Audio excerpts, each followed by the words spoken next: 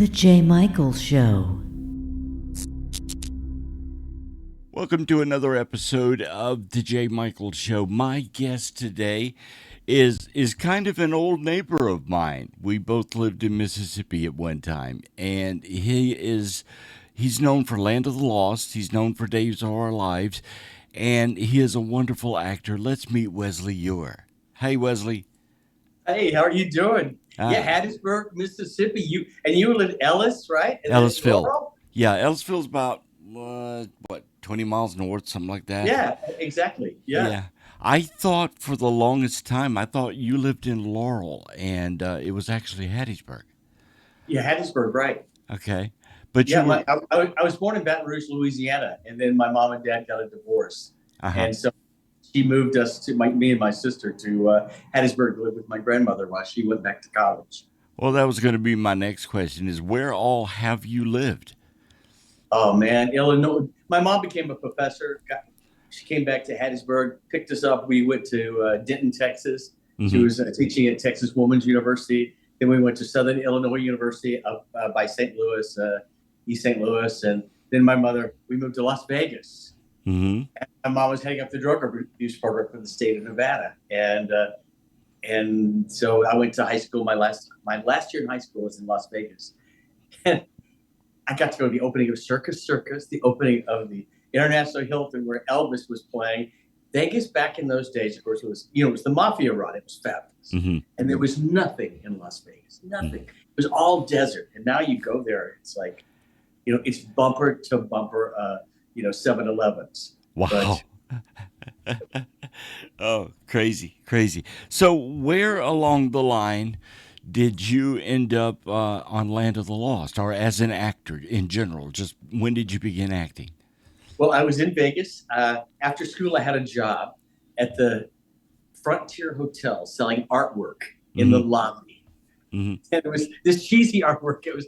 They would get people that were drunk and just won some money at the crap table. Hey, yeah, that looks good. Let me buy that. And I met Robert Goulet and Carol Lawrence's manager, David Leland. Mm-hmm. And he said, listen, we're going on a tour next year. Bob Goulet and Carol Lawrence are going to do I Do the musical and their concert tour back on the East Coast. Mm-hmm. And we want you to be the driver for our mobile home. I'm 19. And I'm going, okay. I've never been to New York, a big city like that. And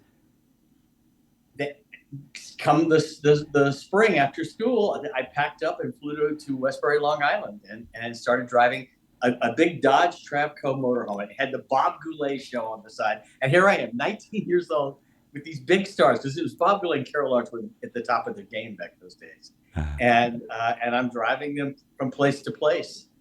And it was very strange and wonderful. And it got me to New York. The last place we played was the Westbury Music Festival in New York. And I called home and said, hey, Mom, I'm not coming back to go to school. I'm gonna try my career here, and I did. Wow. And Wow. So what was your first acting job? Was it in New York? it was. I always had some really good luck. I auditioned for a Shakespeare thing of all things because I'm from Hattiesburg, right? Mm-hmm. So I had a bad Southern accent. Well, not a bad one, a really delightful Southern accent. Mm-hmm. But and I didn't know anything about Shakespeare. I mean, I knew Shakespeare, but I'd never studied it. I'd never even seen a Shakespeare play. And it was the American Shakespeare Festival at Stratford, Connecticut. It was auditioning people, and it was if you know the Juilliard School of Music. It was run by those guys. That was the number one, Right. entertainment school in the United States, in New York.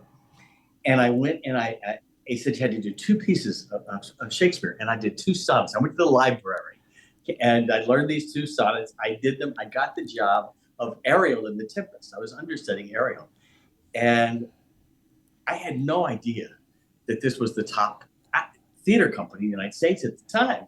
And all these famous celebrities were there and performing it, and I became part of it. I was, but I got on stage at the Manhattan Club. We rehearsed for 1 month in New York, Mm-hmm. and then we performed for I think 8 or 9 months in Stratford, Connecticut.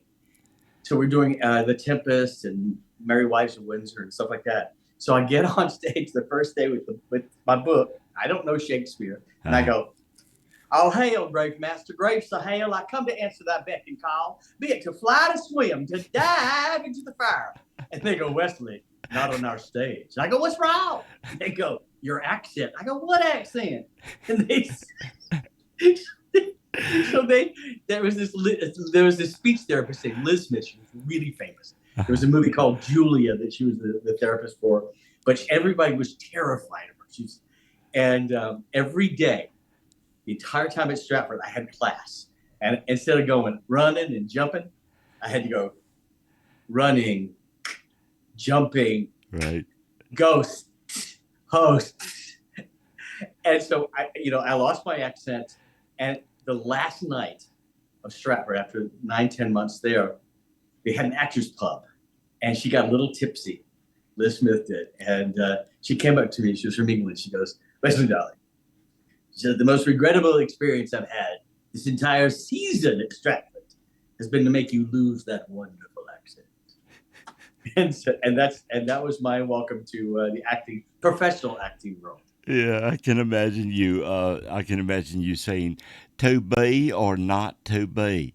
That's right. Like Hattiesburg. What is the question? Now, tis nobler in the minds to suffer the slings and arrows. I don't know. Well, which came first? Was it Days of Our Lives, or was it Land of the Lost? Days of Our Lives was first. Mm-hmm.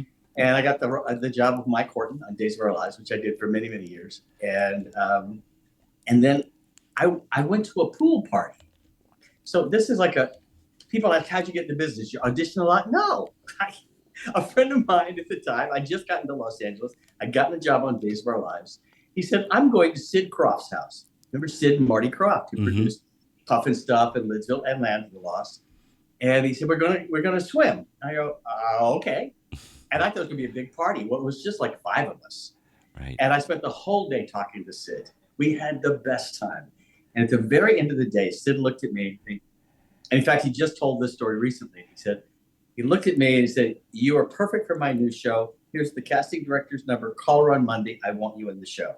I called her on Monday. I went in with NBC and Sid and Marty Croft, and they gave me the job. Wow. So it was that simple. And I got to be part of casting Kathy Coleman, who played Holly, my sister. She auditioned, I think, 6 or 7 times.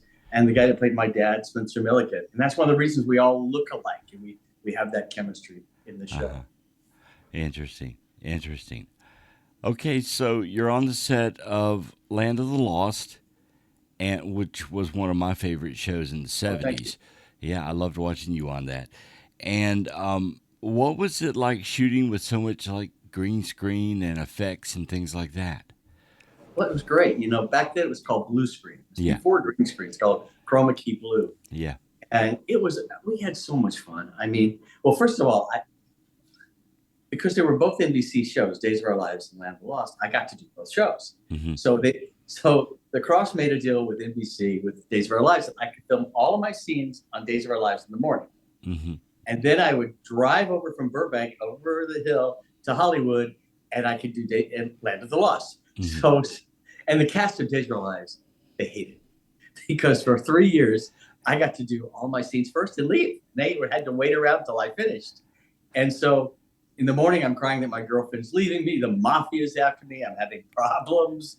And in the afternoon, I'm going, run, Holly, run. There's a dinosaur. And so...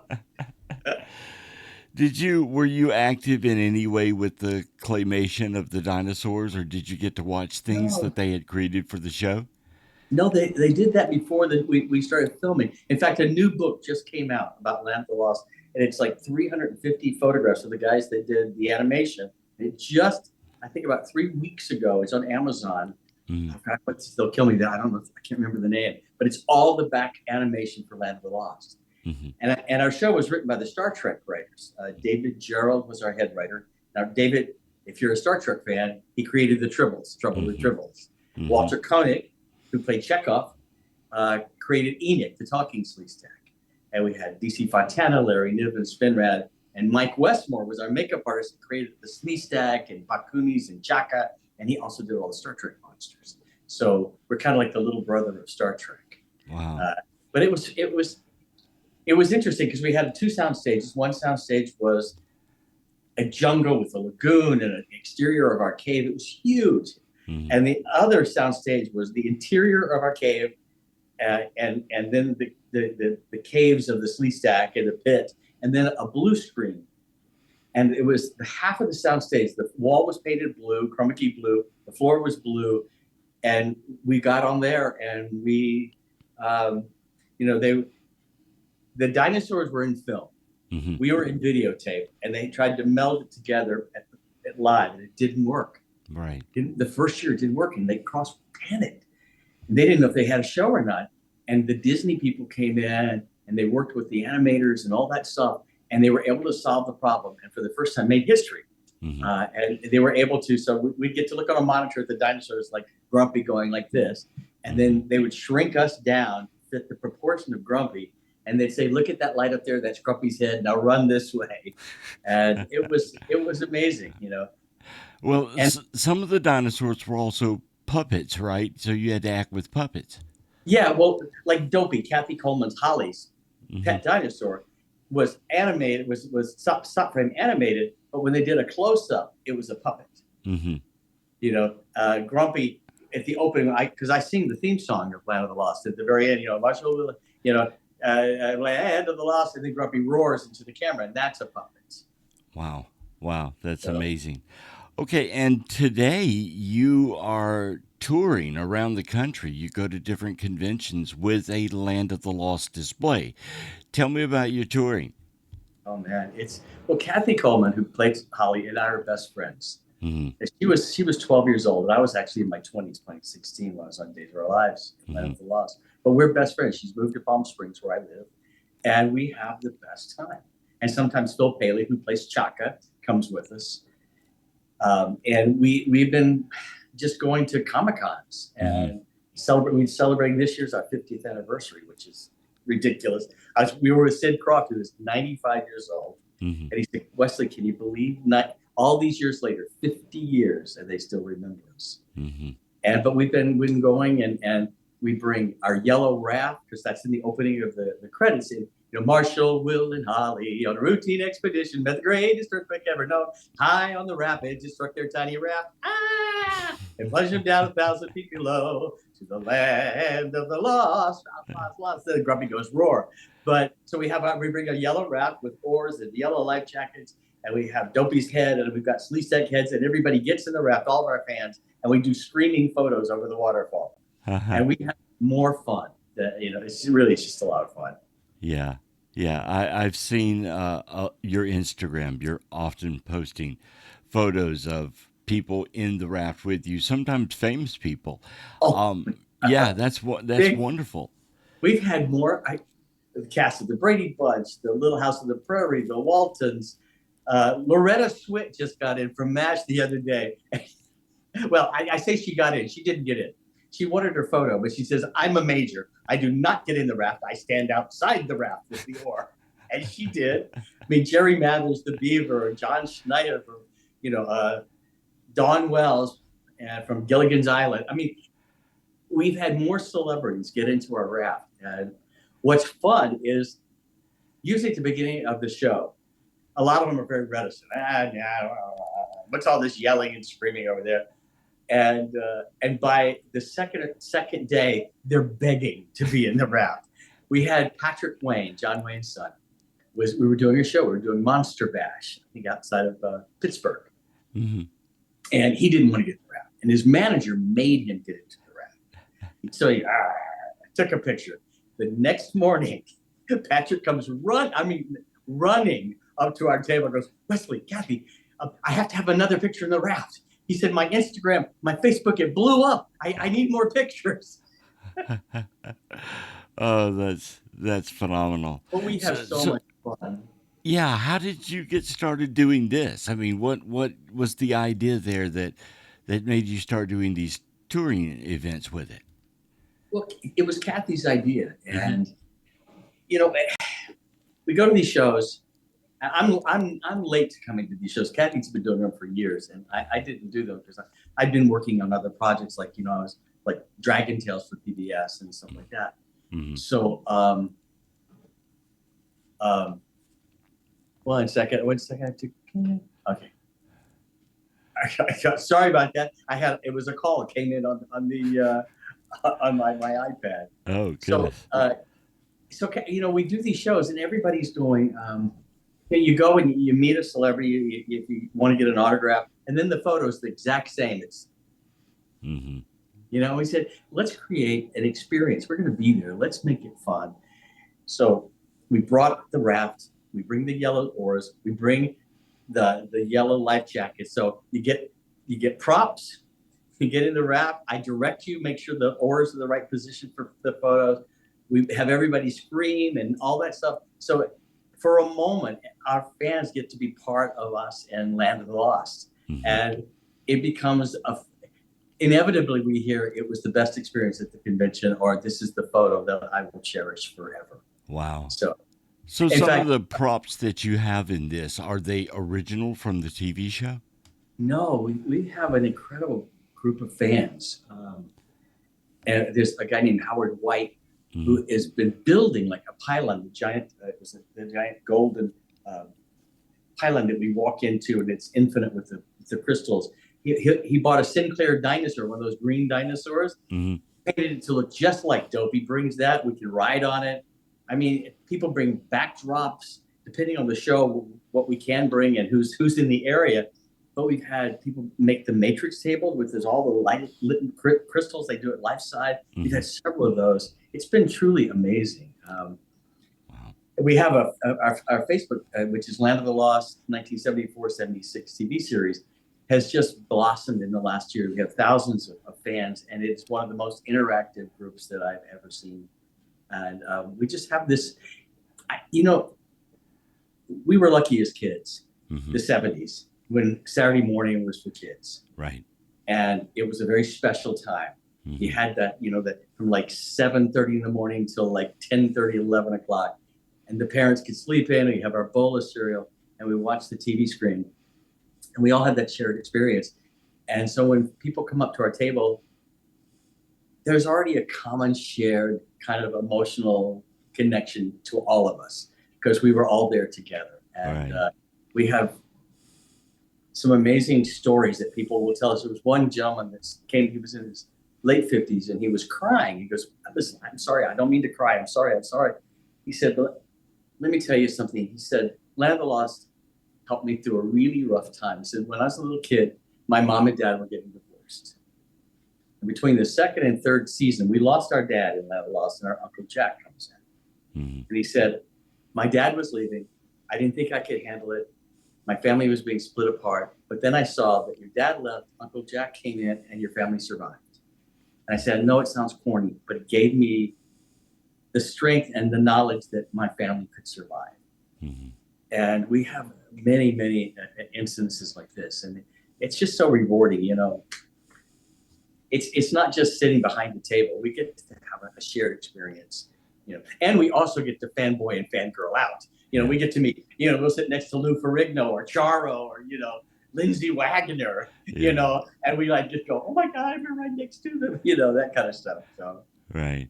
It's a fun experience. Is it difficult packing up all this stuff and going from show to show to show? We're like a cheap carnival act. Yeah. It's like going to the circus freak show. We've gotten this down to, we've got it down to our raft. I can roll it up really tight with the oars come apart, the life jackets fit in, the slee stack heads, all that stuff. I can cram it in, and with our lights and all sorts of stuff, and I can get it into one big suitcase. Wow. All that. Now, if we can't bring the dinosaur or the pylon, but if fans want to bring it, they'll bring it, and it is amazing, So it's amazing what both of you do. Okay, so you've also had a show on Nickelodeon. Tell me about how that started and the show itself.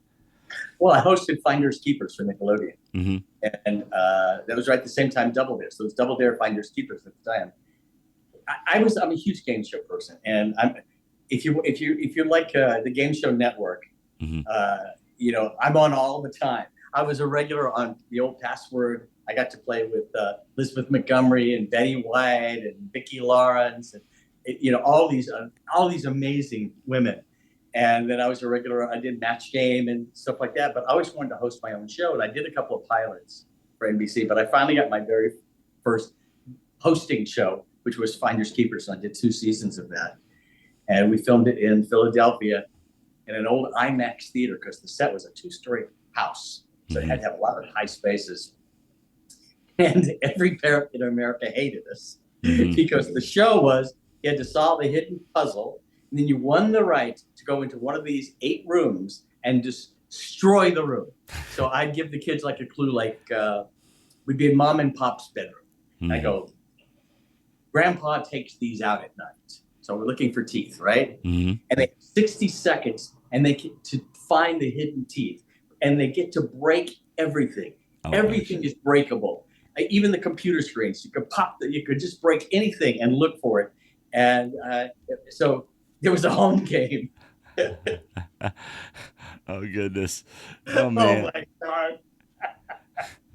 So there were. I had one kid.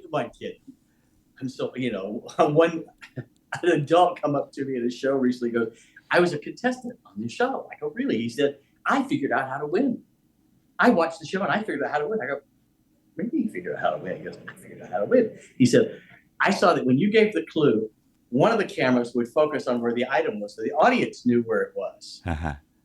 And so I just looked to where the other camera was focusing, and I went right to wherever that camera was focusing. I said, "You are a smart man." You figured that out on your own. It was great, man. It was really good. Yeah. You also did Dragon Tales. Tell me about that one. Well, I'm one of the developers, and one of the co-creators of Dragon Tales for PBS. Ran 9 years, and it was just that show just took off around the world, became a phenomenon. Live shows in theaters and the animated show for PBS, and it's funny that J-Lo actually named her 2 twins after 2 of the main characters on Dragon Tales, Max and Emmy. So when you see J-Lo's twins, Max and Emmy, they were named after the 2 characters on Dragon Tales. Wow, that's fascinating. You also do a lot of philanthropy for March of Dimes, and are you still doing that now? I still do a lot of charity work. I used to produce big fundraisers, and I haven't done that for a while. We used to do huge celebrity fundraisers here in Palm Springs, 85 celebrities, and raise tons and tons of money for Shelter from the Storm, Desert AIDS Project, battered women, breast cancer. I'd have 7 charities that I'd raise money in a single event for. And everybody in Palm Springs, including the mayor and every television local personality was in it, plus national celebrities would come in. I even got Sid Marty Krofft once to let me have the original Puff and Stuff costume. Oh, wow. And so he came and marched around. It was the swimming pool. It was all done outside around the swimming pool. We had synchronized swim teams. It was crazy. 1,000 people in the audience. We raised a lot of good money. What is, just asking, what is, like, in your career, what's the funniest thing that's ever happened, either on camera or off camera? The funniest? The funniest thing you can remember. Oh, my God. Let me see. You seem like the kind of guy that you'd laugh at just about anything, so. Oh, yeah. Well, I remember I used to be for years, I was the #1 host for the March of Dimes when we did telethons back in the day. This is going to be so bad. Are you going to embarrass yourself? Well, bear with me. Okay. So this was and I also did the Variety Club telethons in Pittsburgh, which is the headquarters for Variety Club. So it was my 3rd year hosting the Variety Club telethons. It's when you telethons, you'd stay up for 48 hours. I'd be the host, sing, dance, introduce everybody. Right. And they moved us into a theater. And the weatherman was the co-host for the local weatherman. And so I had an orchestra for the first time. And I said to the director, I said, could you go get the poster child, because I want to sing to her. And I said, sure. So the little girl, who was just amazing and beautiful, and she had a lot of hardware on her. She was it was Variety Club, and Mm-hmm. she comes and we're off camera. I'm on my knees and she's standing next to me, and I said, "Listen, I'm going to sing a song to you, but Mm-hmm. do me a favor. Just look at me. Don't look like this. Don't just start looking around, because the worst thing is you're singing to somebody and they're going." So, so the music starts. I mean, I go, "Ladies and gentlemen, this is what it's all about." So the orchestra starts, and I start singing "You and Me Against the World." You and me against the world. Sometimes it feels like you and me against the world. And she's kind of looking at me. She goes, just like sad. And when one of us is gone and one of us is left alone to carry on, she starts to cry. And it can build, the song is building. And remembering when we'll have to do when our memories alone will see us through. She's going, she's sobbing. You and me against the world. I finished the note. She's sobbing, and I'm crying. Yeah. And I go to the weatherman. "Take it away. Please make those phones ring. This is, ladies and gentlemen, what it's all about." So cut the camera, and in the backstage, I had a trailer. And I go back into my trailer, and I'm going, "Yes, yes, the phones are ringing. I'm such a good fundraiser. I'm the best fundraiser in the whole wide world." I'm just patting myself on the back, and there's a knock on my door. Oh. And I open the door, and it's the little girl's mother. Oh, goodness. Oh, yeah. And she goes, "Do you know why my daughter was crying?" I go, "Yes. I mean, you and me against the world." She goes, "No." I go, "No." She goes, "No." I go, "Why was your little girl crying?" He said, "Because that director came over to my little girl and said, 'Go stand next to Wesley so we can shoot you.'" Meaning with a camera. She thought that by the time the song was over, she was going to be shot with a gun. Oh, wow. Oh, my God. I ran to that little girl. I hugged her. She was crying, and I said, "Oh, my gosh." Oh, that funny, sad, everything moment in my life. You ran the gauntlet of every emotion. I know. I think it was actually, that story was told on the Tonight Show with Johnny Carson. So, oh my gosh, I was devastated for that family. I was like, I couldn't believe it happened. I mean, I hadn't done anything. All right. But that teaches me from patting myself on the back. You've had a very active singing career also, with Sean Cassidy and others. Talk to me a little about your singing and the things you've done. I used to open for Bill Cosby in Harrah's and Tahoe and Vegas and all that. Mm-hmm. I used to be the opening act. Back in the day when it was PC to work with Cosby. Mm-hmm. And yeah, I mean, I sing the theme song to Land of the Lost. I was recording for Motown when I got the job on Land of the Lost with Mike Curb and with a boy band. That went nowhere, since you don't know who the heck we were. Right. But every job I've gotten, I had to sing. I got to, ABC was looking to replace David Cassidy in the Partridge Family. He wanted to leave the show, and they decided that they didn't want the show to end. So they wrote in a plot that he was going to have a next door neighbor, young guy, become the lead singer of the Partridge Family with a single dad who's going to marry Shirley. David was going to go off to college. And so I was going to replace David in the Partridge Family. So everybody auditioned in town. I went to Bobby Sherman's house, Bobby Sherman, the teen idol. Mm-hmm. And I recorded a song for ABC to sing. And so I could lip sync for them.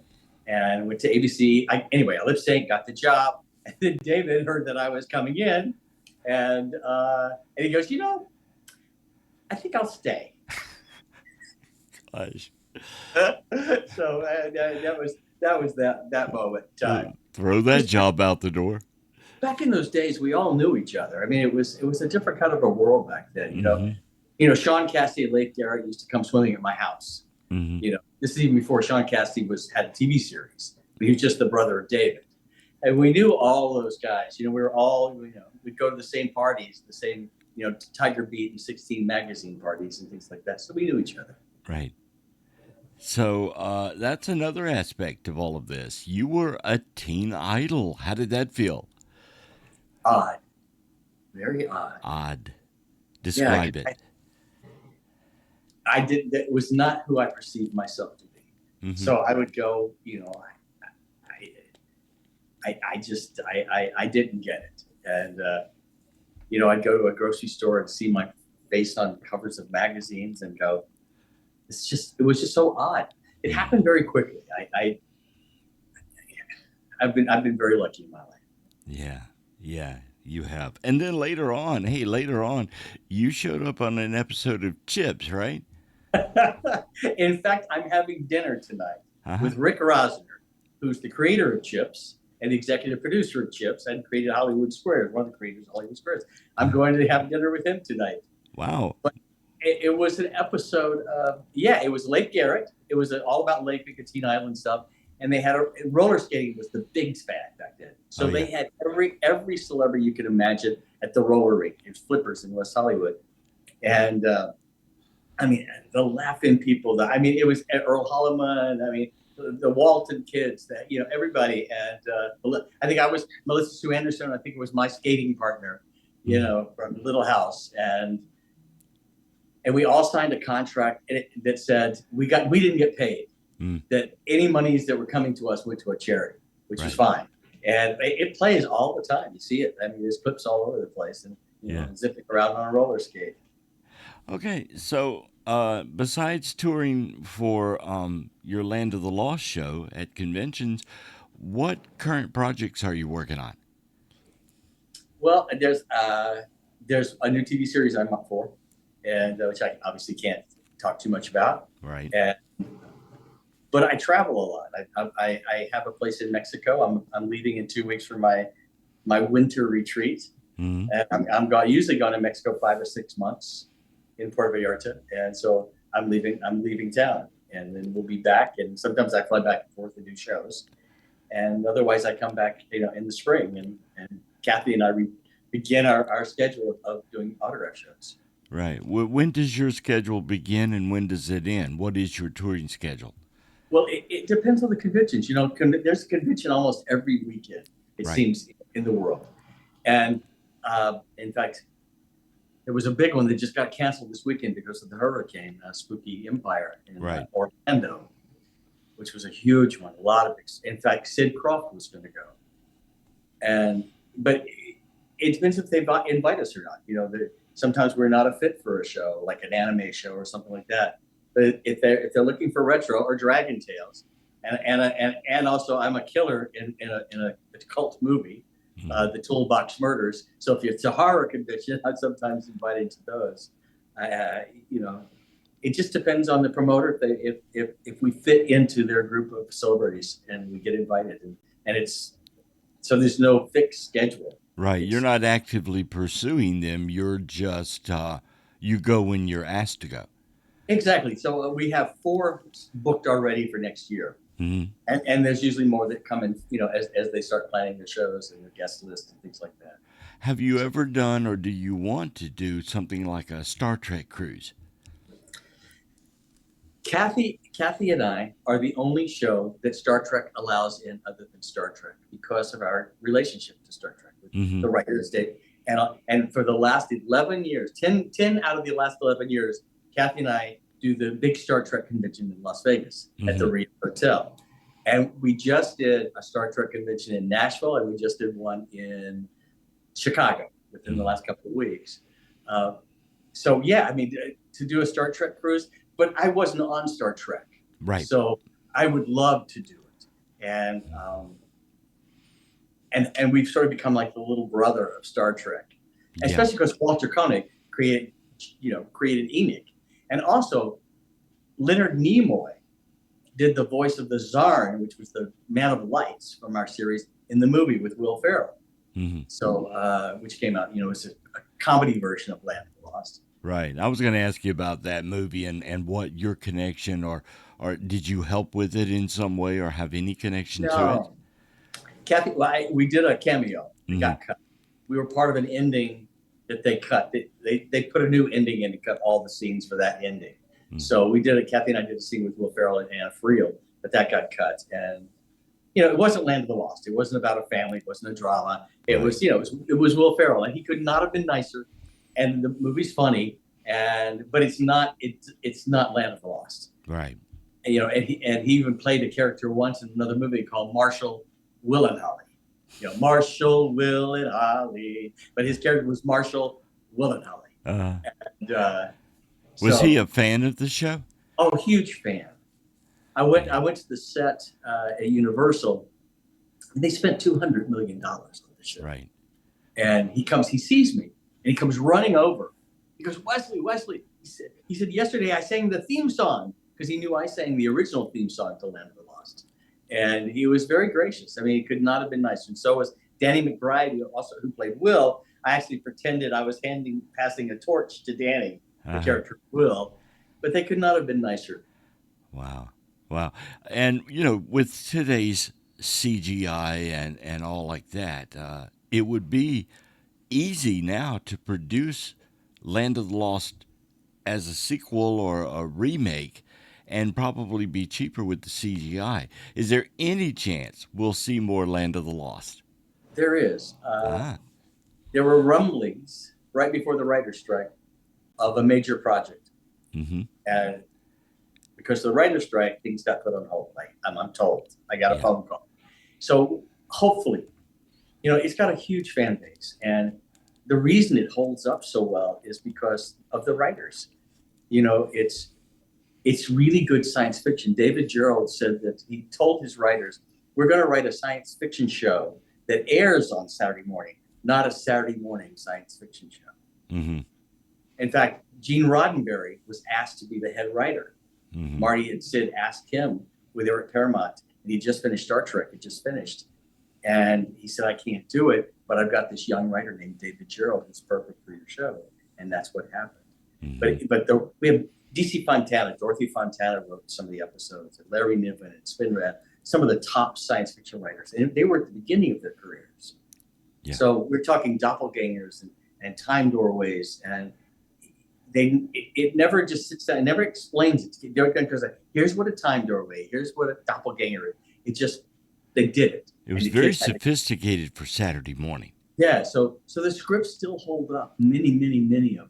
Mm-hmm. The effects are from the 70s. They were state of the art then. I think they're charming now. To me, it's just kind of charming. Well, me too. But it's the scripts that hold up so well. Right, it's the story. It always starts with the script, with the story.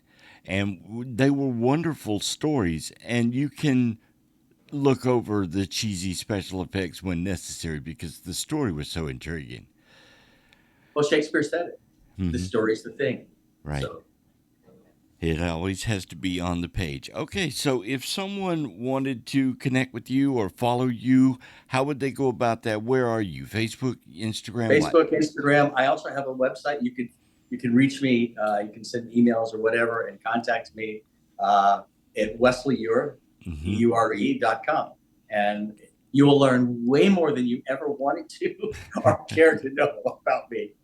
I just built the website myself and put it up there. So and do you do cameos as well? Sure, I'm on Cameo and So that's been a lot of fun, I must say. I have really enjoyed Cameo. So if you want Will to wish you a happy birthday, Will will wish you a happy birthday, right? There you go. Wow. Okay. Well, Wesley, thank you so much for being my guest on the show this week, and it has been awesome talking to you and learning more about you, my old next door neighbor, and I'm just so proud to have finally gotten to talk to you in person. Thank you. Thanks for reaching out. I appreciate you asking me to be on your show. I really do. Thank you. You're welcome. See you next time on The J. Michael Show.